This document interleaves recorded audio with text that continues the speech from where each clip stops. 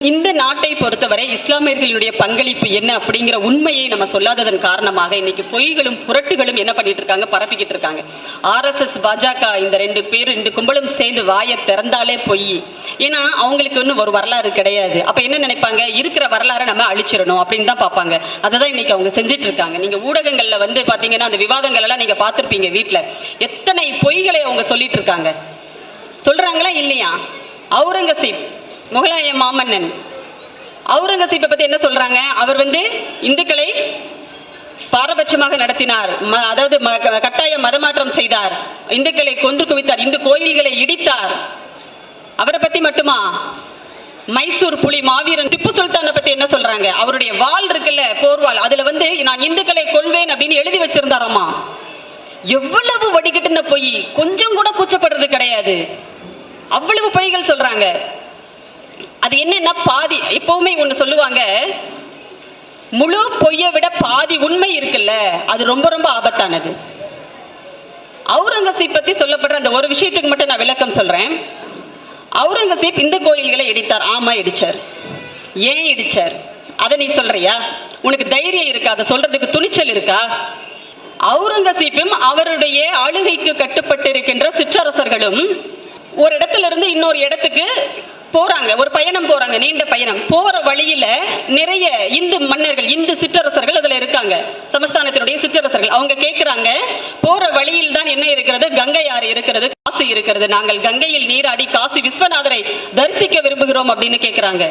உடனே அவுரங்கசீப் என்ன பண்றாரு, சரி அப்படியே கூடாரங்களை அடிச்சு முகாம் போடுங்க இங்கன்னு சொல்லிட்டு அங்க முகாம் போடுறாங்க. அந்த இந்து மன்னர்கள் தங்களுடைய ராணிகளோடு அந்த கங்கையில் நீராடி காசி விஸ்வநாதரை போய் தரிசிக்கிறாங்க. இந்து ராணிகள் எல்லாரையும் ஒரு அதாவது ஒரு முழுவதுமாக மூடப்பட்ட ஒரு பல்லக்கில் வைத்து அந்த ராணிகள் அழைத்து செல்லப்படுறாங்க, தரிசனம் பண்றாங்க, திரும்பி வர்றாங்க. எல்லாருமே வந்தா ஒரே ஒரு சமஸ்தானத்து ராணி மட்டும் காணோம், மிஸ்ஸிங்.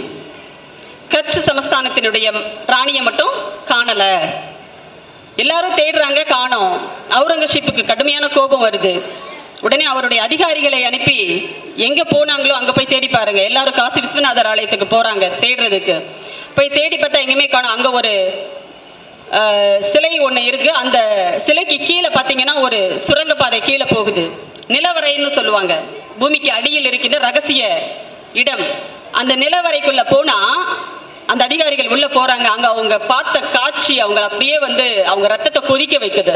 அங்கே இருந்த காசி விஸ்வநாதர் ஆலயத்தை சேர்ந்த மடாதிபதிகள் அவங்க என்ன பண்றாங்க, மத தலைவர்கள், இந்து மத தலைவர்கள் ஒரு இந்து சமஸ்தானத்தினுடைய ராணியை அங்கே பாலியல் வல்லுறவுக்கு உட்படுத்தி அவரை கொடுமைப்படுத்திட்டு இருக்காங்க. அந்த அம்மா கதறி அழுதுட்டு இருக்காங்க.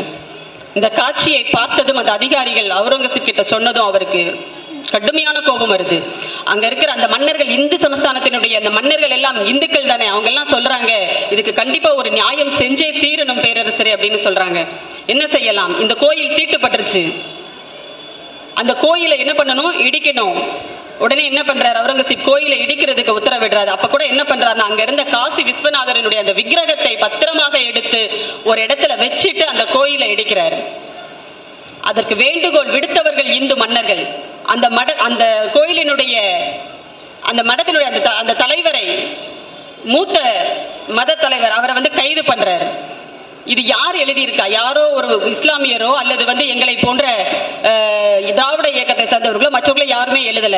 காங்கிரஸ் கட்சியை சேர்ந்த பட்டாபி சீதாராமையா அவருடைய புத்தகத்துல இதை பதிவு பண்ணியிருக்காரு. இந்த உண்மையை யாராவது பேசுறீங்களா? பேசுறது இல்ல. பேசினா அதுக்கு சரியான பதில் சொல்றதுக்கு நமக்கு தெரியுதா?